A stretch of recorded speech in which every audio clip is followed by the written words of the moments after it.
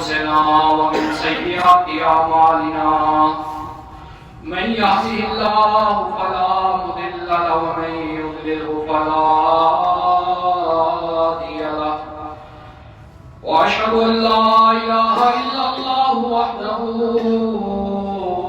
لا شريك له وأشهد أن محمدا عبده ورسوله أما بعد فإن خير الحديث كتاب الله وخير الهدي هدي محمد صلى الله عليه وسلم وشر الأمور محدثاتها وكل محدثة بدعة وكل بدعة ضلالة وكل ضلالة في النار يا أيها الذين آمنوا اتقوا الله حق تقاته ولا تموتن إلا وأنتم مسلمون يا أيها الناس اتقوا ربكم الذي خلقكم من نفس واحدة وخلق منها زوجها وبث منهما رجالا كثيرا ونساء واتقوا الله الذي تساءلون به والأرحام إن الله كان عليكم رقيبا يا أيها الذين آمنوا اتقوا الله وقولوا قولا سديدا يصلح لكم أعمالكم ويغفر لكم ذنوبكم ومن يطع الله ورسوله فقد فاز فوزا عظيما اللهم صل على محمد وعلى آل محمد كما صليت على إبراهيم وعلى آل إبراهيم إنك حميد مجيد اللهم بارك على محمد وعلى آل محمد كما باركت على إبراهيم وعلى آل إبراهيم إنك حميد مجيد قال الله تبارك وتعالى في القرآن المجيد والفرقان الحميد يا أيها الناس اعبدوا ربكم الذي خلقكم والذين من قبلكم لعلكم تتقون تمام طرح کی تعریفی کلمات اللہ رب العزت کے لیے جو تمام جہانوں کا اکیلا ہی مالک خالق اور رازق ہے، وہ اکیلا ہی بادشاہ ہے، وہ اکیلا ہی نظام چلانے والا ہے، اسی نے دنیا کا نظام چلایا ہے اور اسی نے انبیاء کا سلسلہ چلایا تاکہ ہماری رشد و ہدایت ہو جائے، اور آخر میں بہت بڑا احسان کیا، نبی مکرم، نبی معظم جناب محمد رسول اللہ صلی اللہ علیہ وسلم کو ہم پہ مبعوث فرمایا، اور ہماری خوش قسمتی کہ محمد رسول اللہ صلی اللہ علیہ وسلم کہ ہم امتی ہیں۔ سلامتی ہو صحابہ پر، تابعین پر، تبع تابعین، علماء اور فقہاء پر۔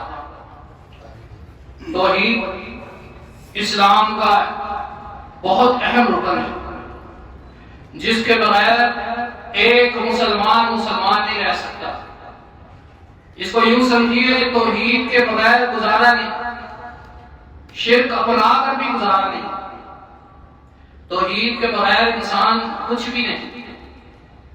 تین چیزیں ہیں جو اسلام کے ساتھ جڑی ہیں۔ پہلے نمبر پر عقیدہ توحید، دوسرے نمبر پر رسالت، محمد رسول اللہ صلی اللہ علیہ وسلم پر ایمان، اور تیسری چیز آخرت پر ایمان۔ یہ تینوں چیزیں جب ملتی ہیں تو ایمان مکمل ہوتا ہے، اس کے بغیر ایمان مکمل نہیں ہو سکتا۔ دلیل قرآن سے لیتے ہیں، اللہ رب العزت فرماتا ہے یا ایھا الناس اعبدوا ربکم الذی خلقکم والذین من قبلکم لعلکم تتقون۔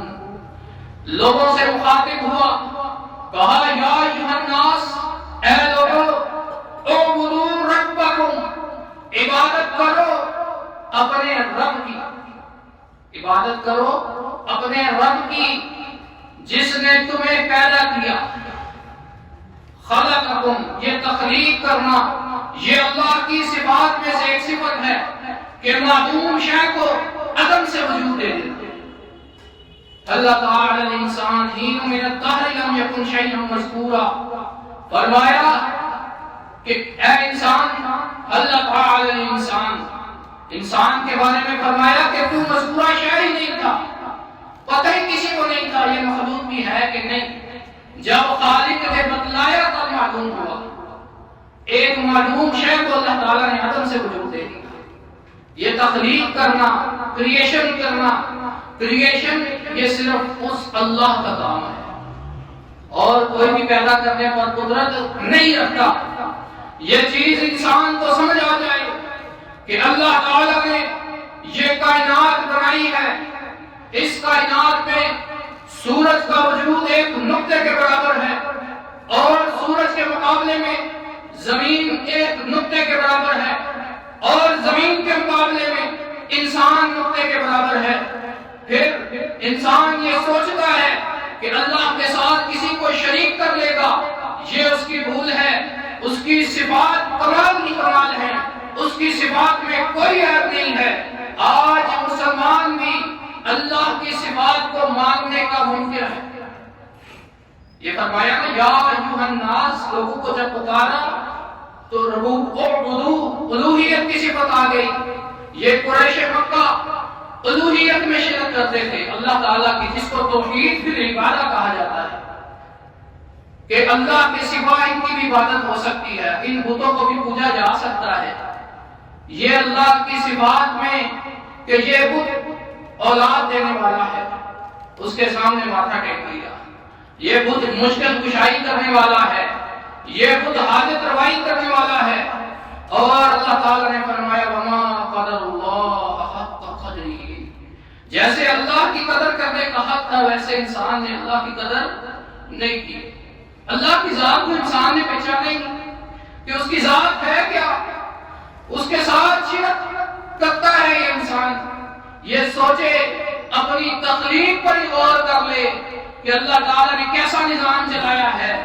میں نے خطبے کے اندر کہا یا ایھا الناس اعبدوا ربکم الذی خلقکم، اس نے پیدا کیا ہے انسان کو، ایک معدوم شے کو۔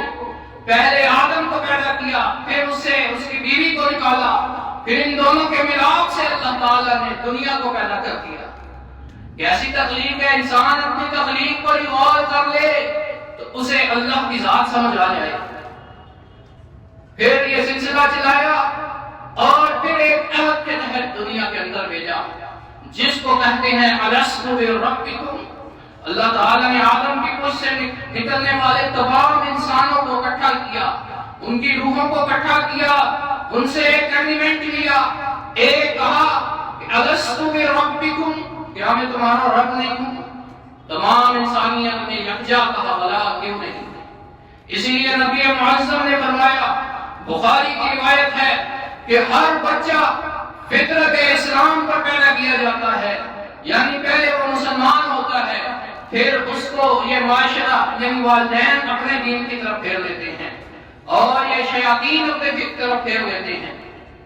کچھ شیاطین صرف جنوں میں نہیں ہوتے، شیاطین انسانوں میں بھی ہوتے ہیں۔ یہ شیاطین گمراہ کر دیتے ہیں انسان کو۔ اس ایگریمنٹ کے تحت آیا ہے انسان، یہ پہچانے کہ میں اس ایگریمنٹ کے تحت آیا ہوں، اللہ تعالیٰ سے ایگریمنٹ کر کے آیا ہوں، اور آج اگر میں اس ایگریمنٹ کو توڑتا ہوں تو میرا کیا انجام ہونا چاہیے۔ کہتے ہیں انسان اللہ کی ذات پر اعتراض کرتے ہوئے کہتے ہیں، آج یہ داہیے اللہ کو نہیں مانتے، اللہ کی ذات پر اعتراض کیا جاتا ہے کہ دیکھو بھئی اللہ تعالیٰ کو سب چیزیں معلوم ہے، وہ علیم ہے، وہ عالم الغیب ہے، ہر چیز معلوم ہے کہ یہ انسان کہاں جانے والا ہے، پہلے سے فیصلہ کیا ہوا ہے، یہ جہنم میں جائے گا، یہ جنت میں جائے گا۔ اللہ تعالیٰ نے انسان کو عقل دی ہے، اور اس عقل سے انسان اللہ کی ذات کو پہچانے، اللہ کی ذات کی قدر کرے۔ یہ عقیدہ توحید ہے۔ اس آیت کے اندر تین چیزیں ہیں توحید کی۔ پہلی توحید فی العبادہ، جہاں پر فرمایا اعبدوا ربکم الذی خلقکم، اب توحید ربوبیت آ گئی ربکم میں، جو تمہارا پالنے والا ہے۔ اور یہ نہیں ربکم کا صیغہ بولا جاتا ہے رب المال، رب البیت کہتے ہیں ہم سارے، تو رب کے صیغے کے اندر یہ استعمال ہو سکتا تھا کہ کون سا والا رب، فرمایا الذی خلقکم، جس نے تمہیں پیدا کیا ہے. یہ پیدا کرنے والی صرف کس کی ہے؟ صرف اور صرف اللہ کی ہے. اس کے اندر کوئی اس کا شریک نہیں ہے. کیا اسماء بھی آ گیا اور صفت بھی آ گئی اللہ تعالیٰ کی. اس ایک آیت کے اندر تینوں مفہوم توحید کے سموئے ہوئے ہیں. اور پھر صرف تمہیں نہیں پیدا کیا، تم سے پہلے لوگوں کو بھی پیدا کیا.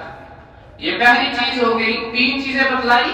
عقیدہ توحید پہلے اللہ تعالیٰ نے بیان کیا قرآن کے اندر، پھر اللہ تعالیٰ نے اپنی صفات بیان کرنا شروع کی. الذی جعل لکم الارض فراشا والسماء بناء، کہ زمین کو تمہارے لیے بچھونا بنایا، آسمان کو تمہارے لیے چھت بنایا، پھر آسمان سے تمہارے لیے بارش نازل کی، اور بارش نازل کر کے زمین سے تمہارے لیے کھانے پینے کا بندوبست کیا اللہ تعالیٰ نے. اور پھر ڈیمانڈ کیا رکھی؟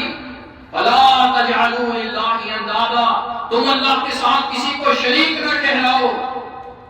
کیا ڈیمانڈ رکھی؟ کہ اللہ کے ساتھ کسی کو شریک نہ بناؤ. یہ اتنا نظام تمہارے لیے اللہ تعالیٰ نے چلایا ہے. زمین میں تمہارے لیے کھچاؤ رکھا ہے تاکہ تم زمین میں پھرو. آسمان سے تمہارے لیے بارش کا بندوبست کیا ہے تاکہ تم اس زمین سے خوراک حاصل کرو، کھاؤ پیو. اور صرف ایک ہی ڈیمانڈ رکھی ہے، وَلَا تَجْعَلُوا لِلَّهِ أَندَادًا، اللہ کے ساتھ کسی کو شریک نہ ٹھہرانا. اور یہی دعوت نبی معظم کی پہلی دعوت تھی. جب آپ کوہ صفا پر کھڑے ہوئے، آپ نے قریش کو دعوت دی، کہا کہ کیا تم مجھ کو مانتے ہو کہ میں کبھی تمہارے اندر جھوٹ اور نہیں بولا، میں تمہارے اندر صادق اور امین بن کے رہا ہوں. کیا تم اس بات کو مانتے ہو؟ اگر میں تمہیں کہوں کہ میرے پیچھے سے، اس پہاڑی کے پیچھے سے لشکر جرار تم پر حملہ کرنے والا ہے، تم میری بات کو مانو گے؟ اب ایسا نبی اکرم صلی اللہ علیہ وسلم کا سٹیٹس کہ وہ کہتے ہیں آپ کو کبھی ہم نے جھوٹا نہیں پایا، آپ کو ہم نے ہمیشہ سچا پایا ہے، آپ کبھی خائن نہیں ہیں، خیانت کرنے والے نہیں ہیں، ہمیشہ آپ کو امین پایا ہے، ہم آپ کی بات آنکھ بند کر کے مانیں گے. پھر فرمایا قولوا لا الہ الا اللہ. انہوں نے اس دعوت کو ماننے سے انکار کر دیا. کیوں؟ بتوں کی پوجا کرتے تھے، اپنے اپنے بت بنائے ہوئے تھے. آباء و اجداد کا دین چھوڑنا آسان کام نہیں. آج بھی لوگ یہی طرح دیتے ہیں کہ کیا ہمارے آباء و اجداد ایسا کرتے تھے تو کیا وہ پاگل تھے، کیا وہ دیوانے تھے؟ آج آپ نئی بات کرتے ہیں. ہم بچپن سے یہ سنتے آئے ہیں، ہم بچپن سے سنتے آئے ہیں کہ پیر عبد القادر جیلانی مشکل کشائی کرنے والا ہے. اللہ کی صفات، اللہ ہی مشکلوں کو آسان کرنے والا ہے، کوئی انسان مشکلوں کو آسان نہیں کر سکتا. کہتے ہیں علی المرتضیٰ رضی اللہ تعالی عنہ مشکل کشائی کرنے والے ہیں. عباس رضی اللہ تعالی عنہ یہ مشکل کشائی کرنے والے ہیں. ایسے ایسے مشکل کشا بنائے ہوئے ہیں. کہتے ہیں بابا شاہ جمال پتر دے رکا لال، اور یہ کہتے ہیں جب یہ بات کرتے ہیں تو پھر کون اولاد دینے والا ہے؟ اولاد صرف اور صرف اللہ دینے والا ہے، کوئی اس کا شریک نہیں ہے. اولاد کون دینے والا ہے؟ صرف اور صرف اللہ دینے والا ہے. فلا تجعلوا للہ اندادا. یہاں پر توحید کا سبق جیسے ہی ختم ہوا، آگے رسالت کا شروع ہو گیا. وَإِن كُنتُمْ فِي رَيْبٍ مِّمَّا نَزَّلْنَا عَلَىٰ عَبْدِنَا، اگر تم شک کرتے ہو جو کچھ ہم نے اپنے بندے پر نازل کیا ہے، اگر تم اس پر شک کرتے ہو، فَأْتُوا بِسُورَةٍ مِّن مِّثْلِهِ، تو کوئی ایک سورت اس کی مثال لے آؤ. اب صرف یہ قرآن ہی اللہ کے نبی صلی اللہ علیہ وسلم پر نازل نہیں ہوا، حدیث بھی نازل ہوتی تھی. جبریل لے کر آئے نا حدیث، بخاری کے اندر، مسلم کے اندر روایت موجود ہے جو حدیث جبریل کے ساتھ منسوب ہے، جس کو ہم کہتے ہیں کہ جبریل آئے اللہ کے نبی صلی اللہ علیہ وسلم کے پاس، انسانی شکل کے اندر آئے، آپ سے 5 سوالات پوچھے، وہ حدیث بیان کرتے ہیں. اللہ کے نبی صلی اللہ علیہ وسلم پر قرآن بھی اترتا تھا اور یہ حدیث بھی اترتی تھی. اللہ کے نبی صلی اللہ علیہ وسلم پر 2 وحی ہیں. ایک وحی مطلوع کہلاتی ہے جس کی ہم تلاوت کرتے ہیں، اس کا ہمیں ثواب ملتا ہے. ایک وحی غیر مطلوع ہے کہ جس کی تلاوت نہیں کی جاتی، وہ حدیث کی شکل میں ہے. دونوں وحیوں پر ایمان لانا ضروری اور لازمی ہے. اگر ایک چیز پر بھی شک ہوگا تو انسان کا ایمان پورا ہو سکتا نہیں ہو سکتا. فرمایا نا وَإِن كُنتُمْ فِي رَيْبٍ مِّمَّا نَزَّلْنَا عَلَىٰ عَبْدِنَا، جو کچھ بھی ہم نے اپنے بندے پر نازل کیا ہے، فَأْتُوا بِسُورَةٍ مِّن مِثْلِهِ، تو کوئی صورت اس کی مثل لے آؤ، ان کنتم صادقین، اگر تم سچے ہو، اگر تم سچے ہو۔ پھر فرمایا فَإِن لَّمْ تَفْعَلُوا وَلَمْ تَفْعَلُوا فَاتَّقُوا النَّارَ الَّتِي وَقُودُهَا النَّاسُ وَالْحِجَارَةُ۔ اب آخرت کا بیان آ گیا، کہا کہ اگر تم ایسا نہ کر سکو، تم قوت نہیں رکھ سکتے ایسا کرنے کی، فَاتَّقُوا النَّارَ الَّتِي وَقُودُهَا النَّاسُ وَالْحِجَارَةُ، ڈر جاؤ اس آگ کے عذاب سے جس کا ایندھن انسان اور پتھر ہے، وَعِدَّتْ لِلْكَافِرِينَ، اور یہ کفار کے لیے تیار کی گئی ہے جو مانتے ہی کوئی بات۔ ان کو آپ اللہ کے نبی صلی اللہ علیہ وسلم کو اللہ تعالیٰ نے کیا فرمایا کہ آپ ان کو ڈرائیں یا نہ ڈرائیں، یہ ایمان نہیں لانے کے۔ اللہ کے نبی صلی اللہ علیہ وسلم ڈراتے تھے نا آخرت کے عذاب سے کہ ڈر جاؤ اس عذاب سے، آخرت کا دن آنے والا ہے، حساب کتاب ہونا ہے، اللہ کے ساتھ کسی کو شریک نہ ٹھہراؤ۔ اللہ کے نبی صلی اللہ علیہ وسلم نے کوہ صفا پر پہلی دعوت یہ کی قولوا لا الہ الا اللہ، اور جانتے ہیں یہ کلمہ کتنا بڑا ہے۔ یہ قریش جانتے تھے کہ ہم تمام الہوں کا انکار کر رہے ہیں، نہیں ہے کوئی الہ۔ نفی سے شروع کیا، اسباب بعد میں لے کر آئے ہیں۔ کتنا خوبصورت کلام ہے، لا الہ، نہیں کوئی الہ مگر اللہ ہی، دوسرے الہوں کا انکار، اور پھر اسباب اللہ کی صفات، اللہ کا اسباب کہ اللہ ہی الہ ہے، کوئی الہ نہیں، وہ مانتے تھے۔ اب توحید الوہیت کا وہ اقرار نہیں کرتے تھے، میں نے کہا نا شروع میں توحید فی العبادہ جسے کہا جاتا ہے، وہ اس میں شرک کرتے تھے۔ ان کو معلوم تھا کہ اگر ہم نے اللہ کو الہ مان لیا تو ہمیں صرف اور صرف اللہ کی عبادت کرنی پڑے گی، کیوں عربی زبان جانتے تھے وہ، ان کو معلوم تھا یہ بات۔ پھر اللہ کے نبی صلی اللہ علیہ وسلم نے ان کو یہ دعوت کتنے سال دی ہے، 13 سال یہ مکے کے اندر اللہ کے نبی صلی اللہ علیہ وسلم یہی دعوت دیتے رہے کہ کسی طریقے سے یہ کلمے کو مان لیں۔ جب انہوں نے نہیں مانا تب آپ نے ہجرت کی، کتنے سال؟ 13 سال، اور یہ کتنا اہم کام تھا کہ آپ نے یہ 13 سال سر انجام دیا۔ پہلے نمبر پر توحید آ گئی، دوسرے نمبر پر رسالت آ گئی، تیسرے نمبر پر آخرت آ گئی، آخرت پر یقین۔ اب عقیدہ توحید پہ اگر شرک کرتا ہے، نہیں مانتا تو مسلمان نہیں ہو سکتا، رسالت کو نہیں مانتا تب بھی مسلمان نہیں ہو سکتا، اور اگر آخرت کے دن کو نہ مانے تو پھر اس کے اندر حیا پیدا نہیں ہو سکتی۔ اللہ تعالیٰ کے نبی صلی اللہ علیہ وسلم فرماتے ہیں کہ جو حیا چھوڑ دے وہ جو چاہے مرضی کرتی ہے۔ الحیاء من الایمان، حیا ایمان میں سے ہے، ایمان کا حصہ ہے حیا، اور یہ حیا جس کا نام ہے یہ خشیت الہی کا نام ہے، اللہ تعالیٰ سے ڈرنا اور اس کا خوف رکھنا۔ خشیت الہی، جو دل سے ایمان لاتا ہے وہی اللہ تعالیٰ سے ڈرتا ہے، وہی اللہ کی قدر کرتا ہے، اور پھر قانون پر اسی سے عمل ہوتا ہے۔ اگر ایک شخص نماز نہیں پڑھتا، اگر اس کو ڈر اور خوف نہیں ہے تو وہ کہے گا میں نماز نہیں پڑھتا تو کوئی بات نہیں، خیر وہ اسی مبالغے میں ہوتا ہے۔ جیسے آج کل یہ فلموں والے، یہ ڈراموں والے، انہوں نے اپنے نام کے ساتھ سید بھی لگایا ہے، شاہ بھی لگایا ہے، اور مبالغہ کیا ہے، شیطان نے ان کو جھانسا کیا دیا ہوا ہے کہ ہم جو مرضی کریں، ہم بخشے بخشائے ہیں، ہم سید ہیں، ہم شاہ ہیں۔ حالانکہ اللہ کے نبی صلی اللہ علیہ وسلم اپنی بیٹی جو سب سے پاکیزہ ہے، جو طاہرہ ہے، جو جنت میں عورتوں کی سردار ہے، وہ اس خاتون کے بارے میں فرماتے ہیں اللہ کے نبی صلی اللہ علیہ وسلم، فاطمہ تم اگر میرے سے یہ بات ایکسپیکٹ نہ کرنا کہ تم بچ جاؤ کہ تم نبی کی بیٹی ہو، اعمال لے کر آنا تبھی تمہاری نجات ہوگی۔ کس کو کہہ رہے ہیں؟ اپنی بیٹی فاطمہ کو رضی اللہ تعالی عنہ۔ اور پھر یہ بچ جائیں گے، یہ قطر نہیں بچ سکتے۔ یہ جو فلموں اور ڈراموں میں پتہ نہیں یہ سید ہے بھی کہ نہیں، اگر وہ غیرت مند سید ہو، سید زیادہ ہو، وہ ایسا کام کرتا ہی نہیں، تو یہ اگر ہو بھی تب بھی وہ ایسے کام کرے تو اس کی نجات کا سبب نہیں بن سکتا۔ کیوں؟ اللہ تعالیٰ کا قانون ہے ان اللہ لا یغفر ان یشرک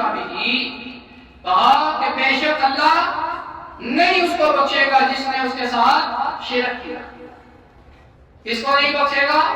شرک کرنے والے کو، مشرک کو۔ اب مشرک کون ہے؟ اللہ کے نبی صلی اللہ علیہ وسلم نے بتلا دیا ہے اس کی صفات میں، اس کی الوہیت میں، اس کی ربوبیت میں کسی بھی جو توحید کی اقسام ہے اس میں شرک کرنے والا اس کی نجات نہیں ہو سکتی، وہ نجات پا ہی نہیں سکتا۔ نجات کس چیز میں ہے کہ عقیدہ توحید کو بھی مانا جائے، رسالت کو بھی مانا جائے، نبی اکرم صلی اللہ علیہ وسلم نے جو کچھ فرما دیا، جو کہہ دیا، وہ حرف آخر ہے، وہی دین ہے، اس کے علاوہ کوئی دین نہیں۔ آج اعتراض کرتے ہوئے کہتے ہیں یہ عمل ہم جو کرتے ہیں، جیسے مثال کے طور پر عید میلاد النبی منایا جاتا ہے، کہتے ہیں منع تو کہیں نہیں، کوئی منع دکھا دیجیے۔ یہ کوئی دلیل نہیں ہوتی کہ منع دکھا دیجیے، جو دعویٰ کرتا ہے وہی اس کی دلیل پیش کرے گا۔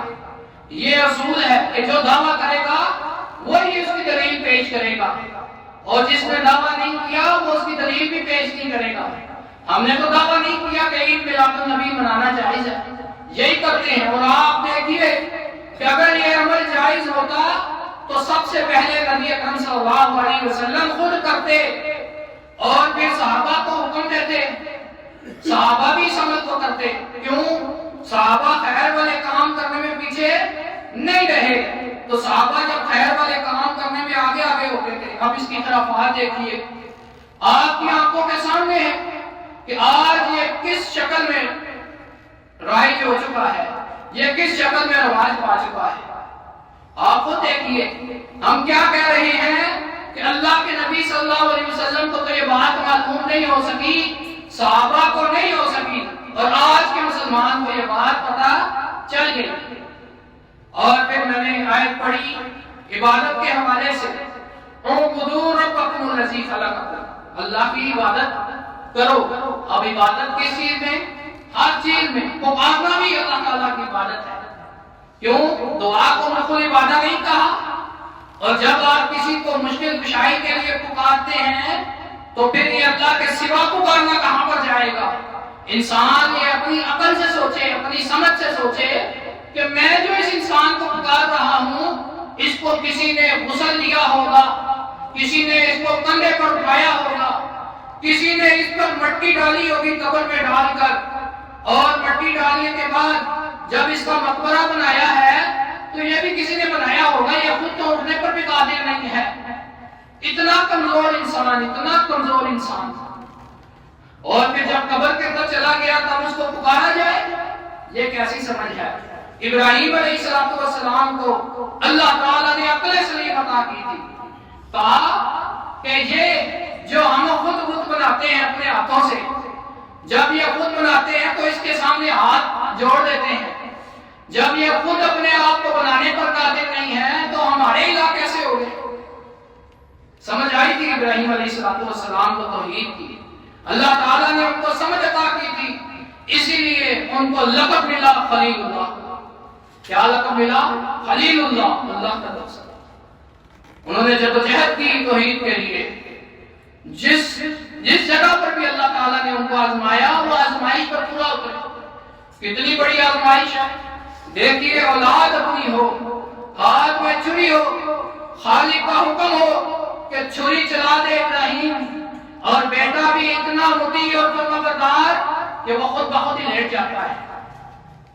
کہا ابراہیم چھری چلا دے، ٹھیک ہے، اللہ کے حکم پر چھری چلا دی۔ کوئی اپنی اولاد پر چھری چلا سکتا ہے؟ کوئی نہیں چلا سکتا، وہ خالق کا حکم تھا۔ آزمائش میں پورا اترے، اللہ تعالیٰ نے انعام دیا، اللہ تعالیٰ نے انعام دیا ابراہیم علیہ السلام کو، انعامات سے بھی اللہ تعالیٰ نے ان کو نوازا۔ تبھی تو انبیاء کا سلسلہ سارا ابراہیم علیہ السلام سے چلا ہے۔ کیوں؟ ہر آزمائش پہ وہ پورا اترے۔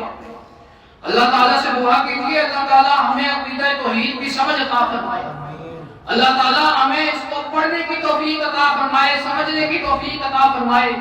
انسان یہ بات پڑھے، یہ سمجھے کہ کہیں میں اللہ کے ساتھ شرک تو نہیں کر رہا، کسی کو میں حاجت روا، مشکل کشا، غریب نواز، امیر نواز، اولادیں دینے والا تو نہیں مان رہا، یہ اللہ کی صفات ہے. میں نے کہا نا خلقکم، یہ پیدا کرنا اللہ کی صفت ہے، یہ تخلیق کرنا یہ اللہ کی صفت ہے، اور اس میں کسی انسان کو شریک ٹھہرانا یہ اس کی صفات میں شرک کرنے کے برابر ہے. اور کسی کو مشکل کشائی کے لیے پکارنا یہ دعا بھی عبادت ہے. مخل عبادہ، میں نے آپ کو کہا نا مخل عبادہ قرار دیا اللہ تعالیٰ نے. لوگوں عقیدہ توحید کو سمجھو، عقیدہ توحید کو سمجھنے کی کوشش کیجیے اس سے پہلے کہ آپ کو موت آ جائے. اللہ کے نبی صلی اللہ علیہ وسلم فرماتے ہیں 5 چیزوں سے پہلے غنیمت جان دو.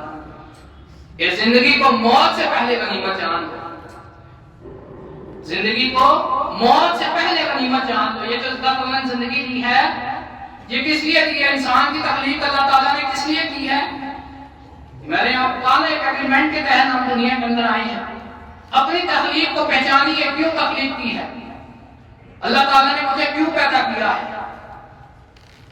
اللہ تعالیٰ قرآن کے اندر فرماتا ہے کہ نہیں میں نے جنوں اور انسانوں کو پیدا کیا لیکن اپنی عبادت کے لیے. اور آج کے انسان کیا کہتا ہے؟ نبی اکرم صلی اللہ علیہ وسلم کے متعلق کہتا ہے تیرے لیے ہی دنیا بنی ہے، نیلے فلک کی چادر بنی ہے.